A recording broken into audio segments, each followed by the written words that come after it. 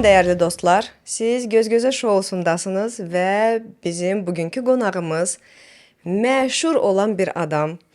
Biz onu çoxdan gözləyirdik, dəvət eləmişdik. KR sizə nədənsə deyir, yoxsa yox? Bizim studiyamızda bugün Kamran Razma var. Salam, Hoş gəlmisiniz. salam. O qədər də məşhur deyiləm. Çiçiç, sərsim çiçiç. Bir balaca, ayş eləm. Mən deməzdim. Hər gün kimsə repost eləyir, kimsə like eləyir. Qabağıma sizin videolarınız çıxır. Mən sizinlə razılaşmıram. Siz çox məşhursunuz. Xahiş edirəm. Bir balaca məşhurum. İndi hamı yazacaq ki, niyə bəzi sözlər rusca deyir? Olur da, rus dilində oxumuşam da mən yazıq neyniyim. Mən düşünürəm ki, biz rus dilini unutmamalıyıq. Əgər biz onu biliriksə, yəni dil bilmək yaxşı bir şeydir mənim fikrimcə və əgər bizim tariximizin bir hissəsi rus dili ilə bağlıdırsa, biz onu niyə bir gündə unutmalıyıq? Mən onu anlamıram. Ümumiyyətlə çox dil bilmək elə də pis şey deyil. Mənim fikrimcə. Nə qədər insan çox dil bilir, o qədər yaxşıdır, amma ilk öncə öz doğma dilini bilməlidir və öz tarixini bilməlidir. Bəzi insanlar nə doğma dilini bilir, nə də öz tarixini bilirlər. Təəssüflər olsun. Yaxşı olar. Yəni xarici dil nə qədər çox bilsən yaxşıdır, amma ilk öncə öz doğma dilini təbii ki 100%. səs bilməlisən. Kamran bəy, ilk sualım bilirsiniz necə olacaq? Səhifənizə də baxırıq, sözsüz ki, izləyicilər də sizi tanıyır, çox güman ki, baxırlar. Bizə verilişimiz göz-gözədir. Biz burada səmimi danışırıq və bir balaca qonaqlarımızın belə deyək, qəlblərində olanları üzə çıxartmağa çalışırıq. Və sizə belə bir sualım var. Kamran Razmavar sosial şəbəkələrdə və həyatda 3 fərq nədən ibarətdir? 3 fərq. Birinci fərq mənim sosial şəbəkələrdə işim. İkinci fərq Nə mənada? mən sosial şəbəkələrdə elə mənim işimi də 3 pilləyə bölmək olar. Bir tərəfdən mən bloger kimi fəaliyyət göstərirəm. O biri tərəfdən mən televiziyada aparıcı kimi fəaliyyət göstərirəm. Üçüncü tərəf isə mənim sosial şəbəkəmdə 5 ildən artıq bir mübarizəm var bizim qonşularla. O tərəfdən də fəaliyyət göstərirəm. Ona görə mən bölürəm öz işimi. Bloger, spiker və aparıcı televiziyada. Sonra Və həyatım, şəxsi həyatım, evladlarım. Həm də istəyirəm ki, məndən bir balaca iz qalsın bu dünyada. Nəyisə eləmək istəyirəm, fərqli və yaxud nəyisə yaxşılığa doğru eləmək istəyirəm ki, məni də xatırlasınlar. Bir balaca da olsa xatırlasınlar. elə o sual, yəni bu fərqlilik sosial şəbəkələrdə və həyatda. O qədər də fərqli deyil. Mən sosial şəbəkəni öz real həyatımdan o qədər ayırmıram. Məndə elə yoxdur ki, mən burada realam, amma burada mən ailə ilənəm. Mən sadəcə hər gün evdən də canlı yayım aça bilərəm. Sosial şəbəkələrdə öz həyatımı da paylaşıram, evladlarımı da necə yaşayıram. Mən çox sadə insanam.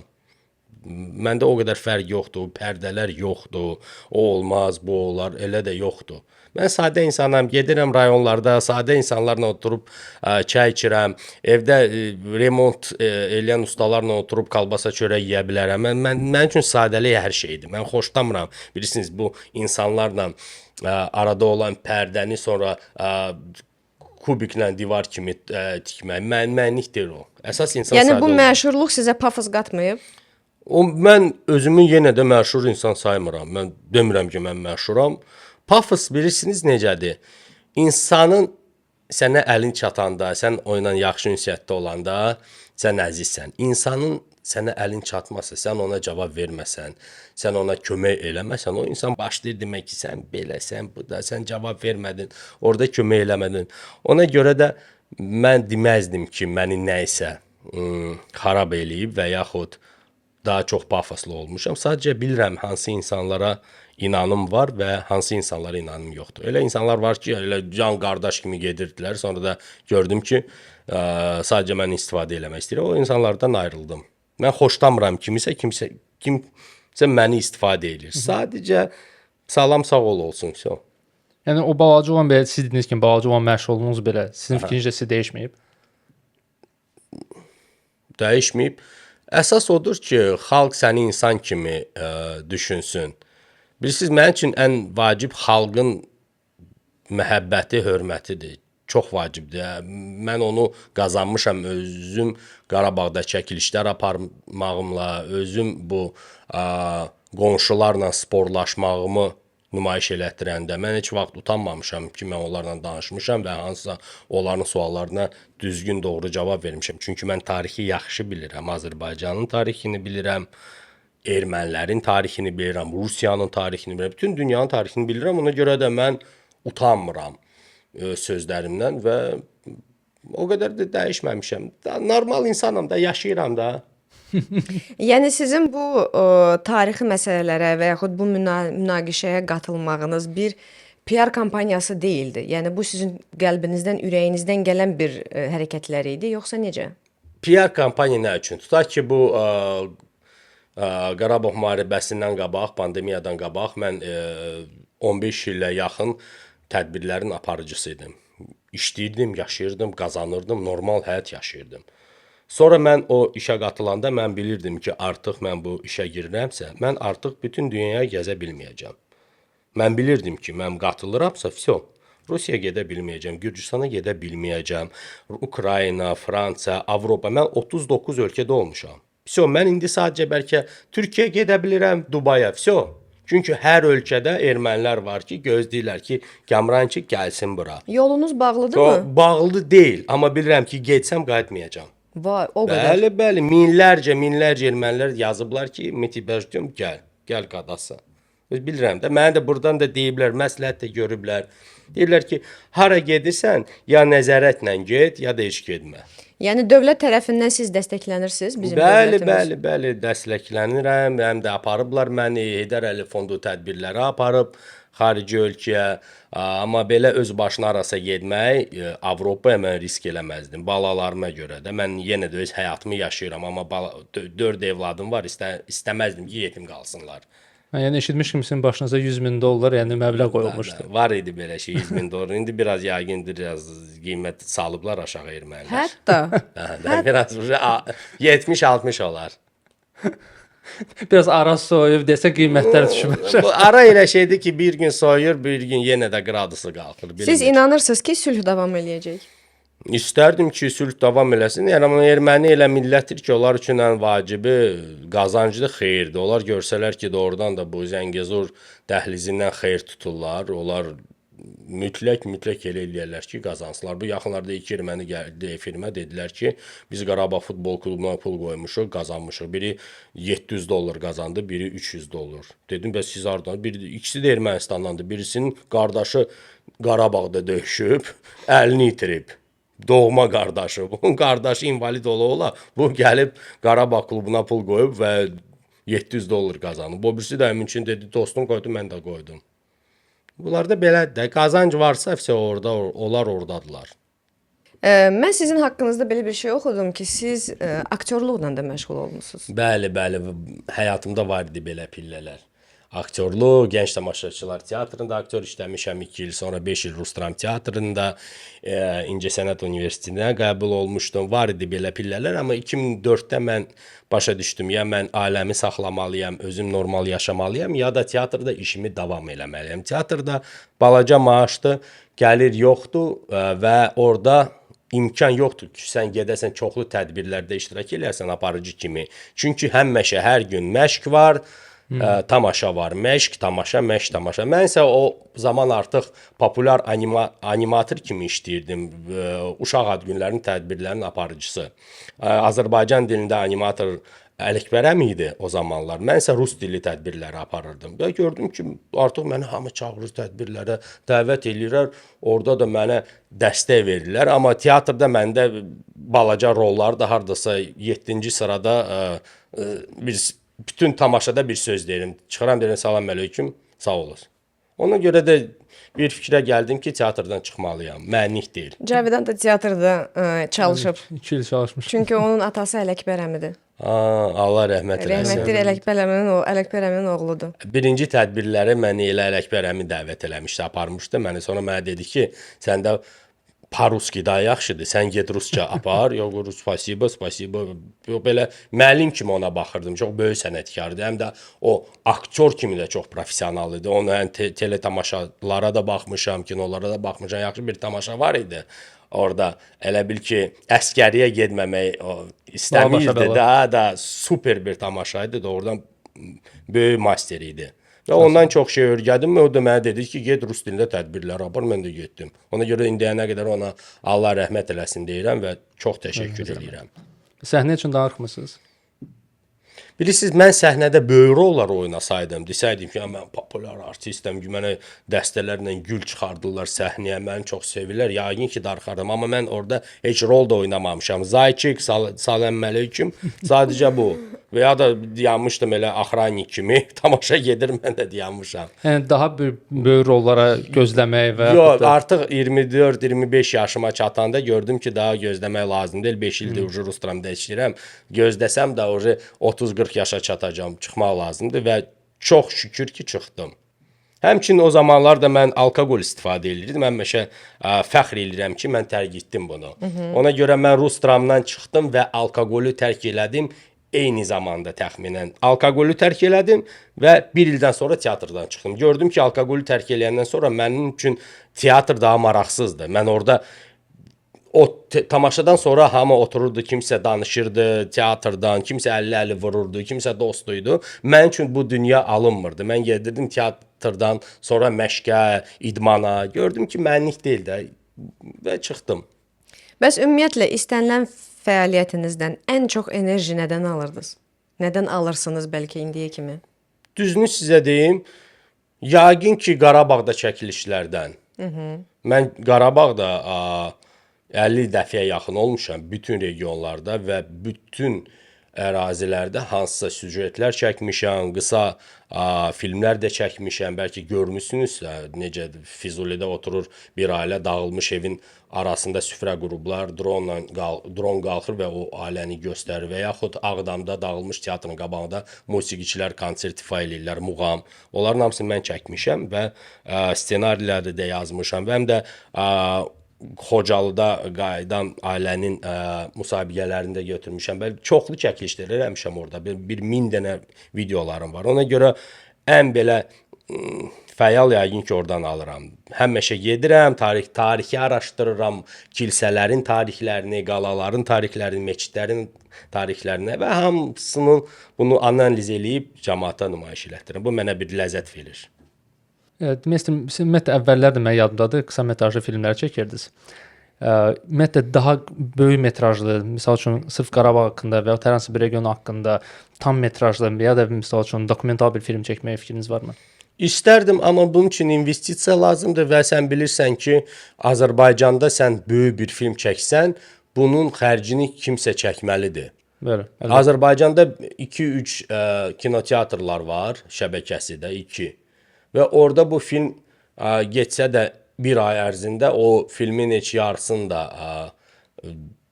yox, bəlkə 20-30% gəlirini qaytara bilər bu film. Amma 70%-ni kim çəkəcək? O da var da. Normal bir film çəkmək siz məndən yaxşı bilirsiniz, onun büdcəsi $500,000-dan aşağı deyil. O $500,000 kim verəcək? Mənim filmlərin büdcəsi ilə masa 800 manat, 700 manat, 500 manat, 670 manat.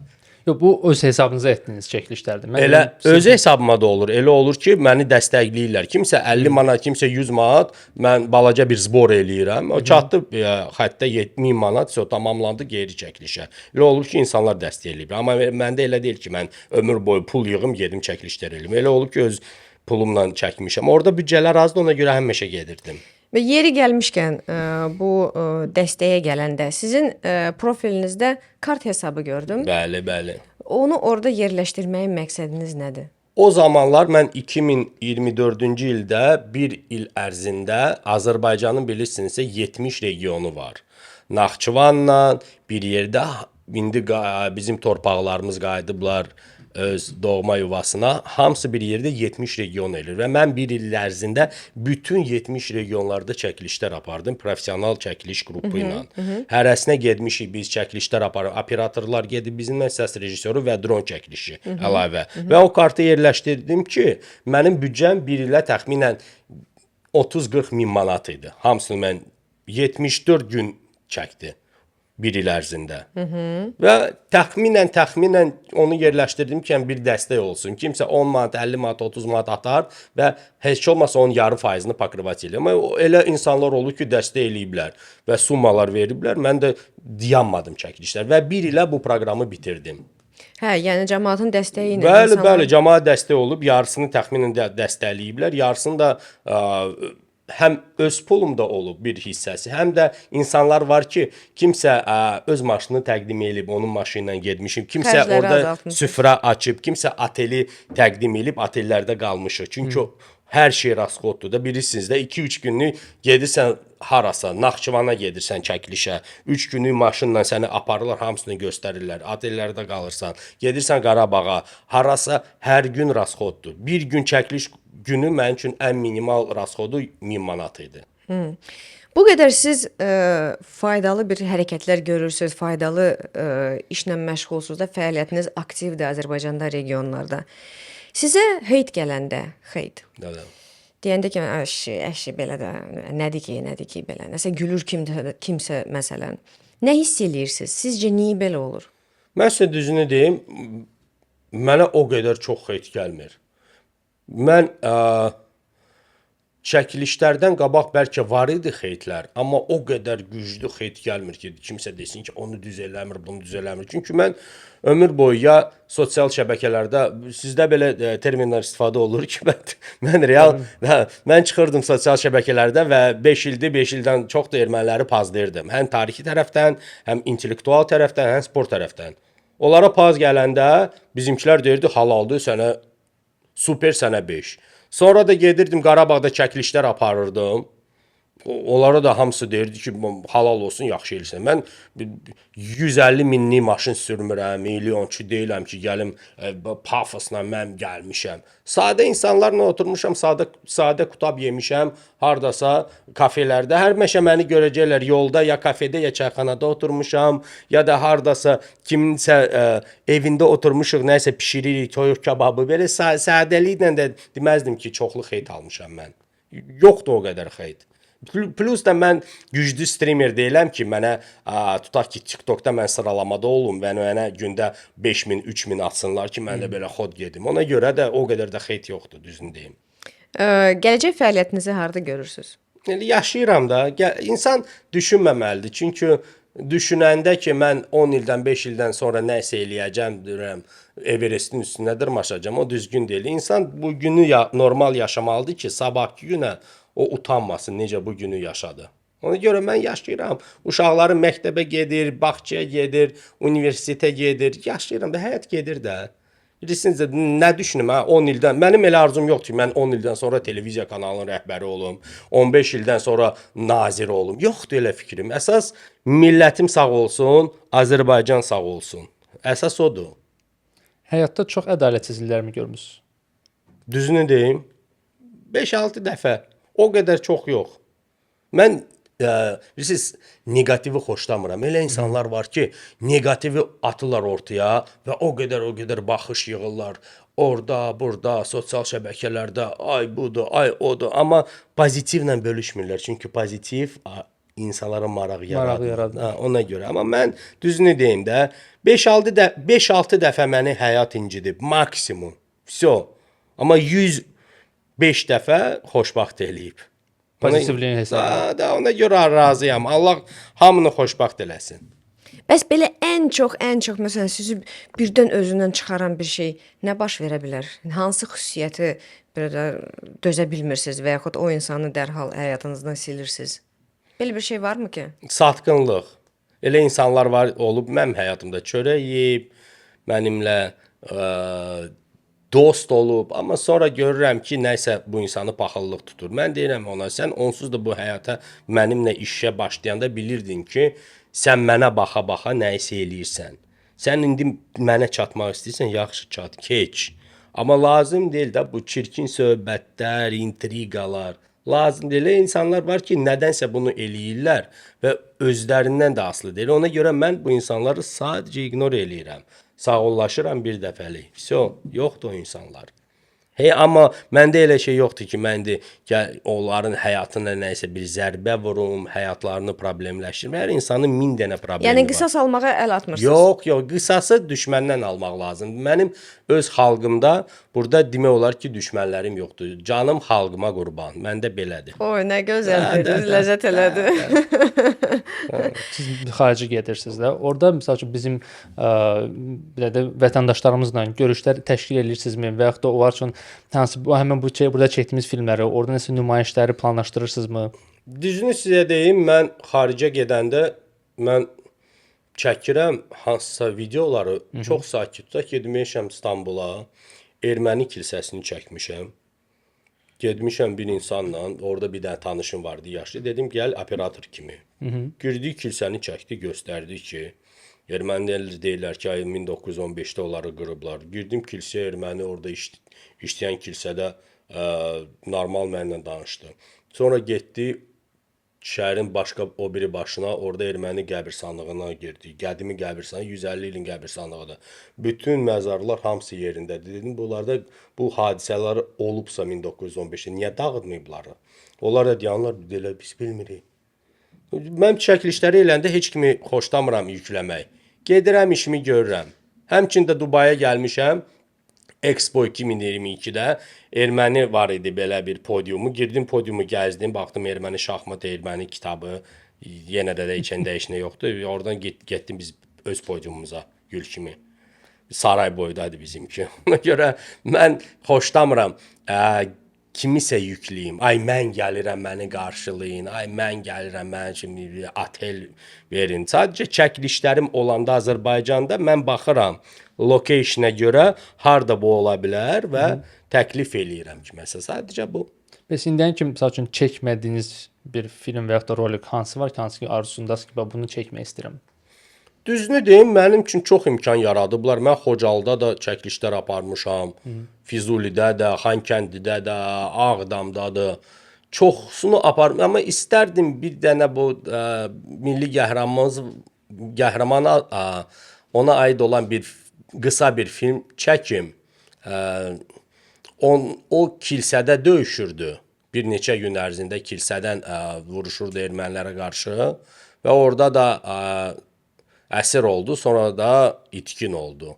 Və ona aid bir film çəkmək istərdim həmin kilsədə. O da Xocalıya yaxındır, amma biraz yol var. İndi o fikirləşim necə onu mən orada çəkim.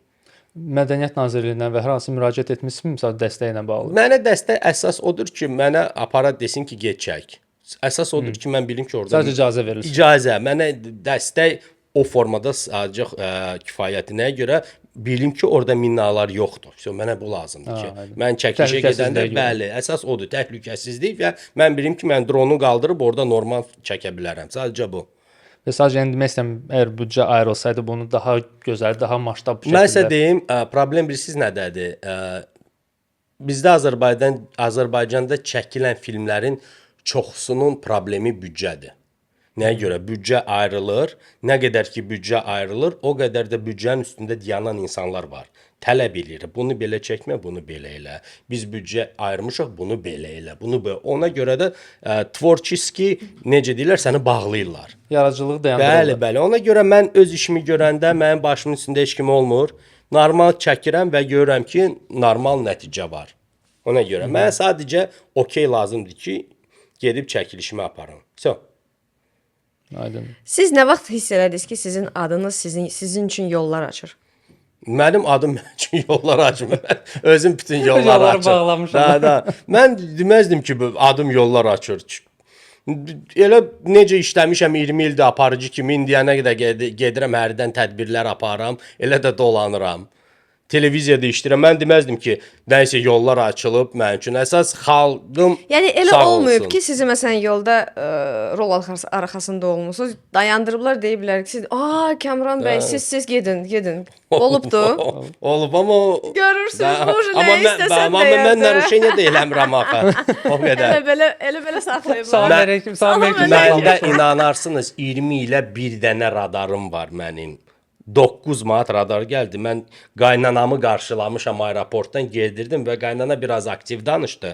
Mən də выпускнойdan gəlirdim. Səhər saat 6-dır. 160 nömrəli məktəb mən yox idim.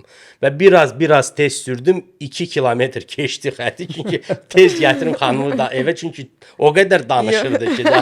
Bir dəfə radarım odur. Vsyo.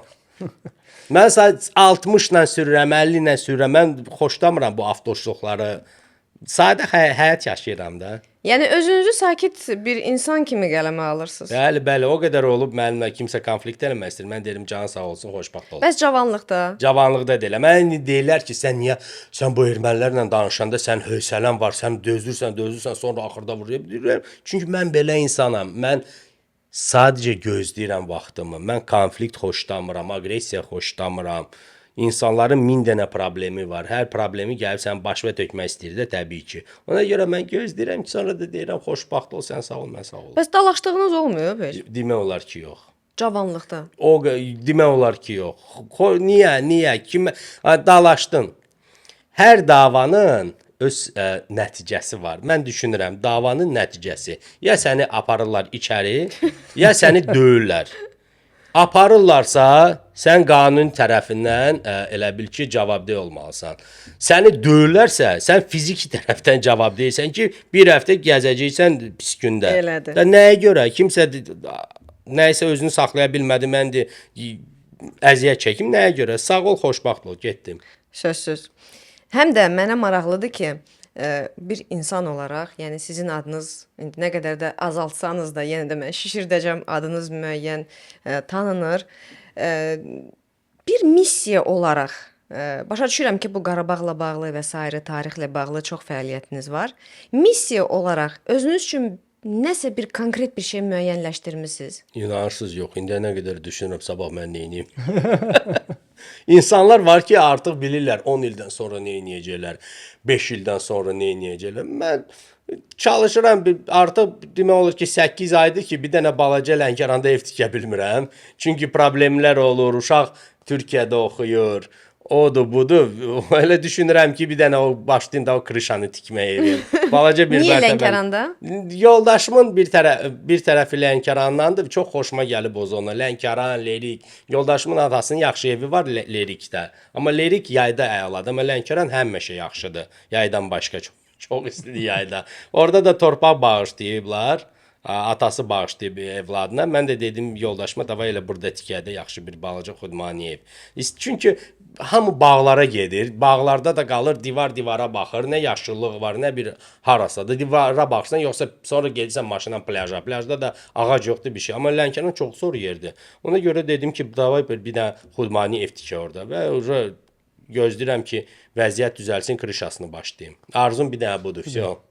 Ümumiyyətlə bu həyata baxışlarınız, ümumiyyətlə strategiyanız, bu optimistlik və s. var hamısı sizin belə deyək, mühit sizi belə böyütdümü, yoxsa ailədən gələn bir tərbiyədir? Deməzdim ki, ailədən, yəqin ki, mən çox real insanam. Siz strateji mən nəyə yaxınlaşım? 46 yaşım var. Strateji sən ya 60 yaşında yaxınlaşmalısan, ya 30 yaşında. Mən artıq fikirləşirəm ki, sabah mən nə edeyim? Uşağa bağça aparım. Birisi gün nə edeyim? Uşaqların müəllimlərini ödəyim. Birisi gün nə edeyim? Bu nə edeyim? Məndə budur. Mən 10 il qabağa irəli, 100 il irəli baxmıram və strategiya yığmıram. Normalni var. Həm televiziyada işləyirəm, mən tədbirlərə dəvət edirəm, həm çəkilişlərimi eləyirəm. Həm də bu ermənilər də əl çəkmirlər məndən. Gündə biri mənimlə danışmaq istəyir. Nəysə sübut eləmək istəyir. Nəysə hər gün biri çıxır deyir, mən ağıllı mənəm, gəl danışaq. Bu deyir, o deyir. Özləri saxlar. Gündə məni erməni televiziyalarında göstərirlər. Kamran belə dedi, Kamran bizim kilsəyə getdi. Kamran onu dedi ki, hər gün palaskat eləyirlər. Ona görə də məndə hər gün maraqlı keçir. Birazdan sizə varın əməkdar artistində verəcək. Post faktum. Onlar mənə daha çox tarixçi kimi baxırlar və onlara sərf eləmir ki, mən gedirəm və doğrudan da hansısa kilsədə görürəm ki, bu daşın üstündə yazı təzədir. Niyə? Sual verirəm. Orada bu təzədir. Sonra vaxtı getmişəm Qanzasar ki, elə bil ki, onların Ağdərədə bir Qanzasar monastırı var güya ki onların. Və orada bir qəbir var. Onların knyazların son nəticəsinin qəbiri. Mən də oxuyuram. Həsən Cəlal Allahverdi bəy oğlu. Mən soruşuram, deyirəm ki, bax bu sizin knyazların nəticəsi sonuncu. Necə ola bilər ki, Qasan Cəlal Allahverdi bəy oğlu ermənidir. Ermənidir. Onlar özləri yazıblar rus dilində 1910-cu ildə vəfat eləyib. Tam professor idi, nə idi? Deyirəm, necə ola bilər? Allahverdi bəy oğlu Asancalar. Onlar da deyə bilmirlər işte. Mi. Bilmirlər nə desinlər. Deyirlər ki, bizdə ermənilərdə uşaqlar deyir, dünyaya gələndə qorxurdu ki, xəstələnsin, ona görə Azərbaycanlıların adlarını verirdi. Hətta buna bir şey fikirləşiblər. Oyda Allah verdi, fantaziyaları mən nə güclüdür onların. Samoluçad Qavarışkidən. Dəhşətdilər həqiqətən də. Var belə şey. Hə. Mən gördüm, rast gəlirəm hərdən. Rusiyada yaşayan ermənilər, onlar özlərini lağ eləyirlər ki, hə bunu da biz eləmişik, bunu da özlərinə tutublar. Belə deyək. Bilirsiniz, bu yaxşıdır, amma bizim xalq da tarixini yaxşı bilməlidir. Təəssüflər olsun ki, bizdə də elə çox insanlar var ki, öz tarixini qəti bilmirlər. Soruşursan, Azərbaycan dövlət himninin sözlərinin müəllifi, musiqinin müəllifi, Azərbaycan dövlət bayrağın rənglərinin mənasını bilmirlər bəzilər. Və istəyirəm ki, onlar da bilsinlər də, çalışıram ki, bu tərəfdən də öyrədim cavanları ki, bilsinlər daha çox, maraqlansınlar. Və olur ki, erməni yaxud kimsə çıxır efirə, sual verir, bizimki də oturur. Sual verir, deyir ki, yaxşı, sizdə neçənci ildə tutaq ki, siz çıxmışsınız Sovet İttifaqından, neçənci ildə Azərbaycan Demokratik Respublikası yaranıb. Bizimkilər bəzi otururlar belə. Ona görə deyirəm ki, bilmirsinizsə, oxumamısınızsa, heç vaxt debatlara girməyin. Oxuyun, bilin sonra. Dilin uzun olsun da belə deyək. Ot, düzdür. Kamran bəy, bu deyirlər ki, biraz aralaşaq o mövzudan. Xahiş edirəm. Deyirlər ki, bu kişilər 45 yaşına çatanda bu orta yaş krizisi yaşayırlar. Siz özünüzdə onu hiss edirsiniz? Bir şey yox. Mən krizisi 30 yaşımda hiss eləyirdim. O 45 yaş, 50 yaş yaxşı yaşdır. İnsan sağ qalsa. Aha, hətta. İmkan versən. İmkan Niyə? versələr. Gücə dolursunuz, yoxsa müdriklik gəlirmi? Həm müdriklik, həm birisiniz. 40-dan sonra insan düşünür ki, ay nə yaxşı mən yaşayıram. Mənim yaşlılarım kimsə xəstələnib, kimsə vəfat eləyib, kimsə bilmirəm həyatını dəyişib, kimsə evlənib. Ona görə mən düşünürəm ki, hər yaşın öz ləzzəti var, amma sadəcə özünə baxmalıdır insan. İnsan özünə baxmalıdır, hörmət eləməlidir. Normal həyat yaşamalıdır da. Yəni siz özünüzün məsələn sağlamlıq, fiziki durum və s. Mən çəkmirəm, içmirəm, nervlənmirəm. Bu da yenə də qarantiya deyil heç nəyə, amma sadəcə normal yaşayıram, krizis də yoxdur məndə. Krizis birsiz vaxt olur. İnsan düşünəndə ki, mən sabah nə edəcəm? Məndə elə yoxdur. Mən sabah da birisi gün də təxminən bilirəm nə edəcəm. İşim var qalbə. Ona görə məndə krizis yoxdur.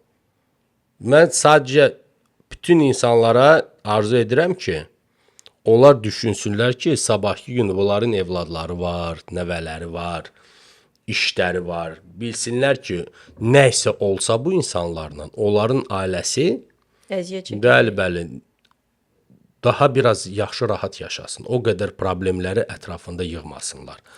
Gəlin biraz keçmişə qayıdaq. KR. Kayır sadəcə kamera razıma var. Elə momentlər var idi ki, mən aforizmlərdə yazırdım. Elə bir məşhur. Elə onu soruşmaq istəyirdim ki. Belə bir rus dilində aforizmim var idi. Если mужчина cındır, это навсегда. Kişi cındırdısa bu ömürlükdür. Ömürlükdür. Amma o faktdır da. Bunlar necə gəlib sizin belə həyat rutininizə Olub. çevrilmişdi? Mən 2-3 dənə kitab da çap eləmişəm, yazmışam.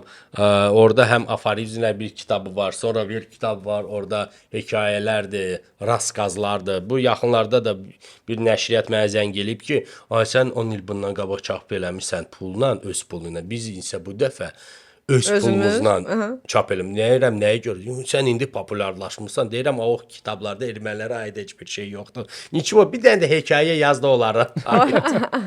Mən yadda bir dəfə yarışma da keçirmişdiniz Facebookda bu aforizmlə bağlı. Mən onda qalib gəlmişdim. Qalib gəlmişdi.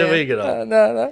Hardasa da kitab da olmalıdır. Kitabı Sizin kitabınız vermişdiniz. hardasa var bizdə. Həmin o yazdığım aforizm kommentdə o qalib gəlmə aforizmdir ki, futbolka vermişdiniz, üzərində o var idi. Ha, o var idi, ağ futbolkanın üstündə. O orada bir zaman idi. Düşbərəklə bağlı idi. Düşbərə. Xaş. Yox, xaşla Xaşla bağlı idi. Если твой мужчина любит хаш, значит он понятkalı qaqaş. Nəsə belə bir şey. Da. Onu sən özün yazmışdın. Dedi belə bir şey. Yadınızdadır Yəni, Kamran bəy. O zaman mən Oyda. orada özümü sınayırdım və görürdüm ki, amma sonra 2020-ci ildə mən əsas rolumu hiss elədim də. To есть belə alındı da. O zaman ona qabaq mən yenə də yazırdım, çalışırdım, aforizmlər orada, burada, amma Siz bilirsiniz necə ab-hava yaratmışdınız onda?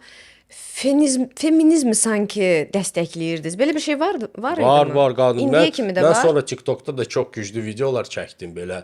Если mужчина там nəysə belə çox populyar oldu da. To есть qadınlara dəstək verdim. Sonra bəzi kişilər incidi dedi ki, ay sən niyə bunlara o qədər dəstək verirsən? Onlar bizi də incidirlər axı. Onlar da bizi qanımızı içirlər. Sonra dedim siz nə var? Bu sizin xanımlarınız özünüz gedin xoşbaxt olun. Всё. Və siz düşünürsüz ki, bizim cəmiyyətdə, Azərbaycan daxilində cəmiyyətimizdə kişi və qadın münasibəti sizin fikrinizcə qaydasınca qurulurmu, yoxsa biz onun üzərində çoxlu işləməliyik? Kişi özünə hörmət eləyirsə, öz qadınına hörmət eləməlidir. Всё. Hörmət nədən ibarətdir? Məsələn, Hörmət ondan ibarətdir ki, sən öz qadınına elə münasibət göstərməlisən ki, sanki düşün ki, sənin qızındır və ona münasibət göstərirlər. Və sənin qadındır, sən düşün ki, sən onun kişisi deyilsən, bu sənin qızındır. Və özünə qıraqdan bax, necə sənin qızına münasibət göstərilir və həmin münasibəti öz qadınına göstər. Onda rahat olar. Bax, sən necə istəyirsən, sənin qızına hörmət eləsinlər, yoxsa yox, incitsinlər, əl qaldırsınlar, xəyanət eləsinlər, yoxsa yox. Sadəcə nəyi tələb eləyirsən öz yeznəndən, onu da öz həyat yoldaşına nümayiş elə. yəni siz düşünürsüz ki, o deyirlər, первая зародилась курица или яйцо. O ilkin olaraq birinci etapda hamısı kişidən irəli gəlir, yoxsa qadından? Tutaq ki, Qadından. qadın özünü necə aparmalıdır ki, kişi ona o hörməti bəsləsin? Qadın ilk öncə elə eləməlidir ki, kişi ona hörmət eləsin, öz səviyyəsini saxlamalıdır. İnanırsınız, bəzi qadınlar var, onlar kişinin həyatını elə dağıdırlar, yazıq kişi bilmir neynəsin. Manipulyasiya eləyirlər, qan içirlər, dağıdırlar da kişini. Ona görə qadın da qadın olmalıdır, kişi də kişi. Sizcə bu problemlər cəmiyyətdən gəlirmi, yoxsa individual xüsusiyyətlərdir? Məncə bu demək olar ki, insanın xəssiyyətindən və ailəsindən, tərbiyəsindən asılıdır. Hansı kruqda, hansı ailədə, hansı ətrafla bu insan böyüyüb və təbii ki, onun xəssiyyətində də olmalıdır insan. İnsanın xəssiyyətində insanlıq yoxdursa, o heyvandırsa, heyvan qalacaq. Fərqi yoxdur. Sən hansı ailədə böyürsən, ziyalı ailədə ya da küçələrdə fərqi yoxdur. Sən heyvansansa, sənə heç kim kömək eləyə bilməyəcək. Və siz bu insanlıq keyfiyyətləri öz övladlarınıza necə öyrədirsiniz? Mən sadəcə öz evladlarıma ilk öncə deyirəm ki, hər qələbə sənin qələbəndir və hər dəfə uduzanda bunun da əziyyətini sən çəkəcəksən. Ona görə xahiş edirəm, cavabdeh ol öz nəticələrinə. Nə sən əlindən gedir və yaxud sən nəyi əldə edə bilirsən. Sadəcə bu. Bu sənin nəticələrin. Nəyi qazandın, nəyi itirdin. Fikirləşin, düşünün. 18-dən sonra lap yaxşı düşünün. Əgər evladsansa, okey, mən cavabdeyəm. Amma sonra 18-dən sonra xahiş edirəm, öz nəticələri göz qabağına qoy və bax, nəyi düz eləmisən, nəyə səhv vermisən. So? Bəs sizcə qadın və kişi eyni hüquqda ola bilər? Olmalıdırmı? Bəli, niyə də yox. Məncə bəzi qadınlar kişilərdən güclüdürlər. Məncə eyni hüquq olmalıdır, eyni insanlıq olmalıdır və hər şey eyni olmalıdır. Çünki qadının öz yeri var, kişinin öz yeri var. Kişi kişidir. Ona baxırsan deyirsən, ha bu atadır, evladdır, oğuldur, həyat yoldaşıdır, vətənpərvərdir, əskərdir. Və qadına da baxırsan deyirsən ki, qadındır, anadır, bacıdır, evladdır, insandır. Hörmət eləməlisən də. İnsan insan olmalıdır da, əsas o. Məndə çoxlu insanlar var ətrafımda ki, onlara baxıram, deyirəm ki, nə gözəl ailədir. Bir-birinə yaraşırlar da, oradan da bir-birini tapırlar. Elə insanlar ki, var ki, baxıram onlara. Elə bir ki, dva sapaqa para, ikisi də elə zibildir. Baxırsan, utanırsan onlara necə salam vermək istəmirsən. Çünki onların həyatını görəndə, hiss eləyəndə, görəndə ki, necə bunlar yaşlı deyirsən, zaçemdə, niyə bunlar var? Vəbşə belə həyat yaşayırlar. Bunlar bir-birini hardan tapıblar? Aydındır. Aydındır. Ümumiyyətlə sizin fikrinizcə məktəblərdə mədəniyyət və tərbiyə bir tipli bir fən olmalıdırmı? Məktəbin özü tərbiyədir də. Məktəbin özü şkola jizni elə odur. Həm də tərbiyə olmalıdır, həm də çoxlu dərslər olmalıdır, həm də uşağın özü də öyrənməyi istəməlidir. Məncə məktəb məktəbdə bitmir. Məktəb davam eləyir evdə. Uşaq gedir məktəbə, məktəb davam eləyir, məktəbdən uşaq qayıdır evə, məktəb davam eləyir. Ona görə hər həyatın pilləsində, günün hər saatında məktəb olmalıdır. Valideynlərin məktəbi, müəllimlərin məktəbi. Uşaqlarınızla heç oturub ev tapşırığı eləmisiniz? Eləmişəm. Конечно, mən eləmişəm. Ev tapşırıqları eləmişəm. Egzaminlərə getmişəm, Hətta. oturmuşam, gözləmişəm. Bəli, bəli, конечно. Aparmışam, dokumentlərini hazırlamışam, otellərdə gözləmişik ki, yenə də bu egzaminləri keçsin, qəbul olunsun. Təbii ki, həmişə. Məndə elə yoxdur ki, ay, uşağım varsa burax getsin, elə şey yoxdur. Əsas uşaq da normal münasibət göstərməlidir ataya. Ümumiyyətlə uşaqlarla övladlarınızın bir yerdə ən çox nəyinə vaxt keçirməyi xoşlayırsınız? Düzünü deyim, Nə edirsiniz bir yerdə? uşaq telefonda oturmaq istəyirsə otursun da neyinim. İndi onu mən zastavlət eləyim ki, bir dənə zor odur ki, kinoya gedəndə hamı bir kinoya baxırıq. Hamı belə oturub baxırıq kinoya, o zordur. Yəni siz nə düşünürsüz? Bu telefona alışqanlıq gələcək nəsil üçün bir problemdir yoxsa? Mən sizə düzünü deyim, mənim qızım Türkiyədə oxuyur. Bu dəfə gələndə yay tətilinə apardım onu bütün Qarabağı göstərim. Şuşa, Xankəndi, Ağdərə bir neçə gün getdi, orada qaldıq. Demək olar ki, telefonu 2-3 dəfə çıxardıb ki, bir nəyisə cıdır düzünü və nəyisə şəklini çəksin. Vəsə, həmişə danışırdı mənlə, söhbət eləyirdi, gözəl-gözəl güşələrdə çörək yerdi. Həz alırdı da insan. Gördüm ki, həz alır ki, nə yaxşı ki gəlmişəm, nə yaxşı bir Qarabağı görən birinci dəfə. Ona görə demək olar ki, heç bir dəfə oturub nəyisə baxmırdı telefonda. Yəni uşaqlar telefondadır, ona görə ki, həyatları dolğun deyil. O da həyatın bir pilləsidir. Kimsə oyun oynayır, kimsə elə bil ki, multfilmə baxır. Yəni sizin fikrinizdə belə bir ağlınızda belə bir fikir yoxdur ki, əşi, indiki cavanlar bizim vaxtımızda Yox. Balaca məndə multiklərə baxır, oturur. Gündə yarım saat, 40 dəqiqə o televizorda multiki qoşuram ona, oturub baxır multifilmlərə. O balacadır. Kimsə oyun oynayır. Mən niyə demələm ki, biz cavanlar belə? Mən cavan olanda məndə artıq var idi internet. Mən gedib internet klublarda oturdum belə bu boyda televizordan. Ya da biz gedirdik video salonlara, kinolara baxırdıq. Terminator 2 kimi kinolara. Kasetlər. Ona görə mən heç vaxt demirəm bu lazım deyil. Bu da həyatdır da. Həyatdır. Bu da mənim birinci telefonum 30 il bundan qabaq olmuşdu. Borc götürmüşdüm atamdan pul. Aldım özümə birinci telefon. Yəni sadəcə belə deyək də, inkişafın evolyusiyanın bir etapı. Yəni oynayır da uşaq da nə deyim, alım əlindən əziyyət çəksin. Deməli get kitab oxu. İnsan özü istəməlidir kitabı oxumağa. Özü. Yəni sizi uşaqlıqda məcbur eləməyiblər, dərs oxuyasınız.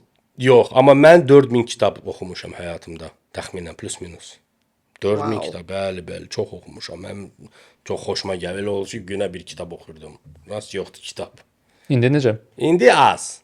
İndi ağıllanırsan internetdə gözəl videolara və yaxud informativ roliklərə baxanda girirsən YouTube-a və yaxud harasa poisk versən, sənə nə maraqlıdır və artıq onları görürsən. Amma vaxtında mən kitabları çox oxuyurdum da orada kitabları da tapırdım. Plus da məndə demək olar ki, Azərbaycanda ən böyük necə onu deyin düzgün? erməni kitabxanasıdır. Məndə təxminən 250-yə yaxın erməni kitabı var məndə rus Yox, heç dilində. bir şey başa düşmürəm ha, bu məlumat üçün lazımdır. To есть mənim erməni kitabxanam var. Mənə çoxlu kitablar veriblər, bağışlayıblar. Kimsə Qarabağda tapıb yerdə, zibilxanada kimsə verib, mən onu araşdırmışam və onların yazdığı, onlara aid olan bu fantastik tarixləri reallıqla mən münaqişə eləyəndə gördüm fərqini. Ona görə məndə təxminən 250-yə yaxın erməni kitabı var. Təbii ki, hamısını araşdırmışam və oxumuşam. Təbii ki, və indiyə nə qədər araşdıram, gülürəm hərdən bir də. Atmoriya, Damoriya kimi tam Bakını ermənilər tikiblər, belə bir kitabları var, çoxdur. İndi isə ən təsir edən kitab hansı olub? Ən təsir eləyən kitab yəqin ki mənim kitablarımdan yoxsa literatur. İndiyən ki oxuduğunuz Ümumilikdə? kitablardan. Ümumilikdə poeziya bir tərəfə, Anna Axmatova kimi, Nizami Gəncəvi Xəmsə o biri tərəfdə təbii ki və ermənilərin bir kitabı var, Armyanski Bakı.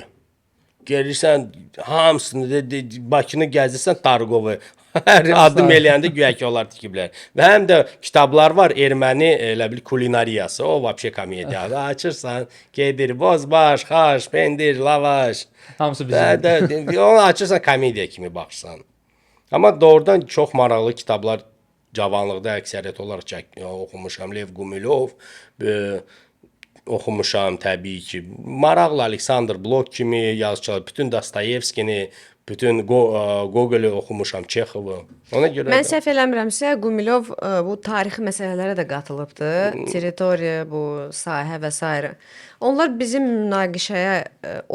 münaqişə haqqında nəsə yazıbmı? Onda bir roman var. Orada həmin romanda çaşmıramsa, orada bir dəfə Yekaterina öz favoritlərindən birindən danışanda nəysə İrivandan söhbət gedirdi. Onun kitabında deyirdi ki, o tam İrivan, tam nəysə, надо бы туда послать войска. Belə bir söhbət gedir. O Lev Gumilov yazmışdı. Var idi belə bir kitab onda. Onda belə nauşne literaturaydı da Lev Gumilov. Amma var idi. Bir dəfə oxumuşdular bizim tariximizə. Amma ömür boyu Rusiya 200 il bundan qabaq gələn kimi öz tarixini yazır da bura. Pa faktu. Onlara sərf eləyən tarixini. Elədir. 200 il bura, amma belə ümumilikdə Qafqaza 300 ildən çoxdur gəliblər. Həm yaxşılıq da gətiriblər, həm də əziyyət. Nə var? Həyatdır da. Əslində hə. Çünki bəziləri deyirlər ki, hə bizi zəbt eləyiblər, nə belə olub. Amma onlar gəlməmişdən öncə mən bilirəm ki, hətta mənim qohumlar, mən özüm Qarabağlıyam. Cəbrayıl rayonunun Böyük Mərcanlı kəndindən. Böyük Mərcanlı. Bəli.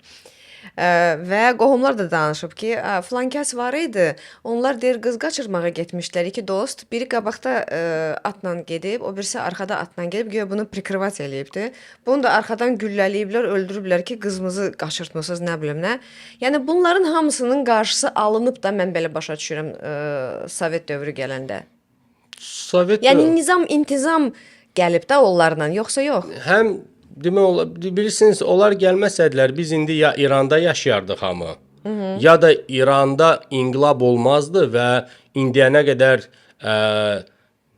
türklər İranın elə bil ki şahları olardı. Necə ki türklər olublar İranın şahları 900 il, elə də davam eləyərdi də bəlkə, bilinmir. Və yaxud İran sistemi belə ola bilmirəm. Amma pa faktu xanlıqlar ayrılmışdı İrandan. Və öz elə bil ki avtonomiyalarda yaşayırdı. Hər xanlığın öz avtonomiyası vardı. Ona görə Rusiya bir dəfəli o xanlıqları götürə bilmirdi. 100 ildən çox xanlıqları bir alırdı. Bir alırdı.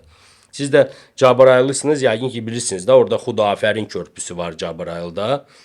İranla Azərbaycanı elə bil ki birləşdir bir yerdə də Xudafərin körpüsü. Ermənilər də ona deyirlər Karavas körpüsü. Gök erməni körpüsüdür o. Düz orada necə deyirlər, arazı ayırdılar da həmin yerdən. O böyük tərəfi Azərbaycan qaldı orada, balacası qaldı burada. 7 xanlıq. 7-dən ikisini Erməniyə veriblər, 5-i qaldı bizdə. Bəs bu ermənilər deyirlər ki, heç Azərbaycan adlı bir ölkə olmayıbdı. Buna da cavab olaraq mən bilirəm ki, xanlıqlar olub. Bəli. Birləşdiriblər. Onda Bizə kim o adı verib? Ermənilər onda baxsınlar, Edmond Kiyasayanın Tigran atasının bir tarixi erməni kinosu var, Zvezda Nadejdi kinosuna baxsınlar və orada Zvezda Nadejdi kinosunda bir erməni ziyalı çıxıb deyir ki, orada 1700-cü illərdən gedir söhbət, çox tarixi kino. Desin ki, bəs Azərbaycan Cavadxanı bizə dəstək olar, yoxsa yox? Niyə bəs Azərbaycan olmayıbsa 1700-cü illərdə erməni hansısa knyazı Cavadxanı yalvarır ki, ona kömək eləsin? Deyirlər də, amma İranın bir hissəsi, Türkiyə yaşayan hissəsi elə Azərbaycanski oblast idi və ruslar gələndə Təbrizə, artıq Təbriz, Ərdəbil, Maqara onlardaydı. Amma o İranlılarla danışanda, o Mirzə Abbasla ki, danışdılar ki, dedilər ki, biz İrəvanı alırıq, onu alırıq, amma Təbrizdir nədir, bu qalır sizdə. Elə də razılaşdılar da 1828-də. Bəs şimalla cənubun birləşməsini istəyərdiniz? Əsas odur ki, insanlar özləri istəsinlər. Bax, bilirsiniz necə, şimalla cənubu birləşmək üçün 30 nəfər şimaldan gətirmək lazımdır. 30 nəfər cənubdan. 30 durmaq bir süfrə arxasına görmək ki, bunlar bir-birini başa düşürlər, yoxsa yox. Və bundan sonra onu müzakirə eləmək. Onu belə lazımdır eləmək. Hə. Çox gözəl cavab verdin. Amma belə çox şey istəyərik biz. Biz istəyərik orada olaq, burada olaq, İrəvanda olaq, Təbrizdə olaq. Başa düşürəm. 30 nəfər oradan gəlsin, 30 nəfər biz buradan oturaq və görək biz bacarırıq yoxsa yox. Mən çünki həyatımda 4 dəfə İranda olmuşam. Mən bir tərəfim, atam tərəfi İrandandır. Kermanşahlı. O tamamilə başqa insanlar, tamamilə. Onların həyatı, davranışı, hər şey tamamilə başqadır. Ona görə 30 durun, danışın, görün. Yaşaya bilirsiniz bir yerdə yoxsa yox. Sonra isə sərhədləri götürün. Tamam fərqli ab-havalarda inkişaf eləmişik sonuncu neçə Sonuncu əsrlərdir. 200 il. Ona görə də. Təbii ki, Sual ruslar altındadır. buradaydı, neft inkişafı, xaricilər, Nobellər, ermənilər, gürcülər, hamısı qarışdı bir-birinə. Burada artıq elə bir ki, yerdən qızıl tökülürdü də. Təbii ki, hamı gələcək bura.